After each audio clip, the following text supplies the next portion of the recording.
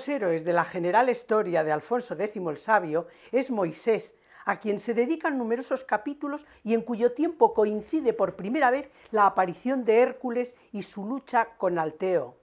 Del llamado hijo de la diosa de la tierra, como era denominado Hércules, nos cuenta que existieron varios héroes con este mismo nombre: Hércules el menor, vencedor de Anteo, Hércules de Sanao y Hércules el mayor. Este último era el hijo de Júpiter y se dice que, además de muy valiente, que fue un gran sabio y astrólogo. La historia de Hércules ocupa 42 capítulos en los que se nos cuenta el linaje de donde vino Hércules y el de su nacimiento y los grandes y extraños hechos que hizo por el mundo. Las miniaturas de Hércules de la historia de España se refieren a episodios concretos de su vida en la península y hacen alusión a los orígenes de ciudades como Sevilla, Cádiz y Toledo. La general historia nos dice además que en el alto de la Torre de Hércules en Cádiz colocó una imagen hecha por el saber de las estrellas, etente la mano tendida contra la mar. Se trataba de un auténtico talismán que impedía que las naves se acercaran a la torre y navegaran más lejos. Cuenta también la general historia de la fundación de Segovia por Spán, un criado de Hércules, como hijo adoptivo y dejado por él en España, a quien dio su nombre.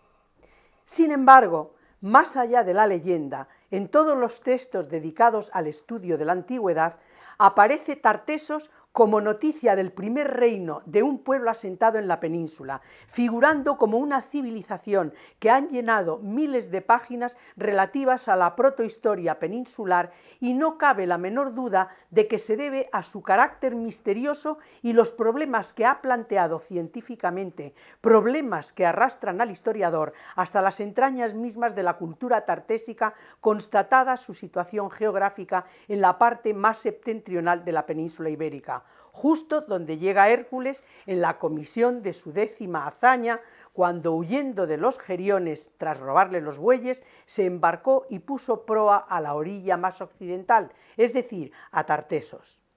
Se cuenta que ya en el viaje de ida a su cometido había librado a Libia de un gran número de monstruos y que, en recuerdo de su paso por Tartesos, había erigido 2 columnas, una en cada lado del estrecho que separa Libia de Europa, las columnas de Hércules. En vista de las contrariedades sufridas, optó por regresar al contrario, por el norte, bordeando las costas de España, de la Galia, Italia y Sicilia, antes de llegar a Grecia. Los enigmas respecto a Tartesos son muchos: su situación, la religión, el origen de la riqueza de la que se habla en textos antiguos han atraído la atención de forma singular.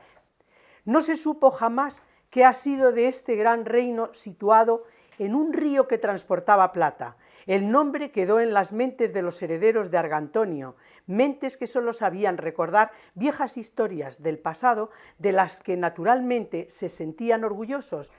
Realmente hemos de reconocer que la historia antigua de Hispania es una fuente de enigmas y preguntas.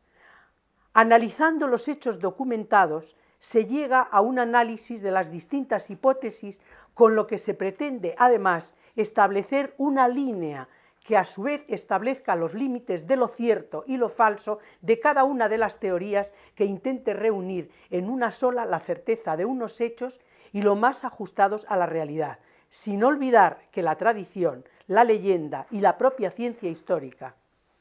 El profesor Bermejo Barrera trató minuciosamente los mitos de la Hispania prerromana, y en esta línea han continuado nuevos investigadores, aunque parezca que son temas desaparecidos de las obras dedicadas a esta parte de la historia, pero captan poderosamente la atención y ejercen una determinada influencia. Me refiero a los 3 grandes temas que han sido objeto de continuo tratamiento e investigación: los primeros pobladores de la península, la supuesta expedición de Nabucodonosor a España y la embajada que enviaron los hispanos a visitar a Alejandro Magno en Babilonia. Temas muy difíciles de investigar por carecer de fuentes fidedignas o de escasa credibilidad. La primera fuente histórica que alude a Tartesos es la historia de Heródoto del siglo V a.C. El historiador se refiere al rey Argantonio, cuyo nombre significa hombre de plata, del que se dice que gobernó 100 años rodeado de una inmensa riqueza, notable sabiduría y espléndida generosidad. Ya en el siglo IV, el escritor romano Rufo Pesto Avenio se le atribuye una obra titulada Hora Marítima, poema en el que se describen las costas mediterráneas, y él mismo confirma que utilizó fuentes antiquísimas de autor desconocido. Sobre una de estas fuentes, Avienno nos dejó escrito que se trataba de un periplo, es decir, un viaje de navegación costera realizado por un marino griego o cartaginés en el que, partiendo de las costas de Britania o de Cornualles, llegó hasta Marsalia, la actual Marsella, y como resultado de aquel viaje se narran los lugares visitados por el desconocido marino, que proporciona además las noticias más antiguas sobre la península ibérica. Por otro lado, el poeta Estesícoro del siglo VI a.C.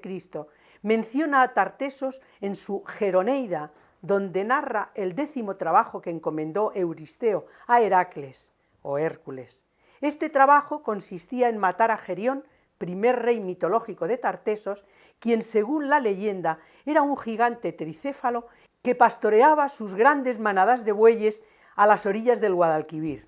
Al mismo tiempo, también se dice que Gerión era el gigante mítico que mató a Hércules y sobre él construyó la Torre de Hércules en La Coruña.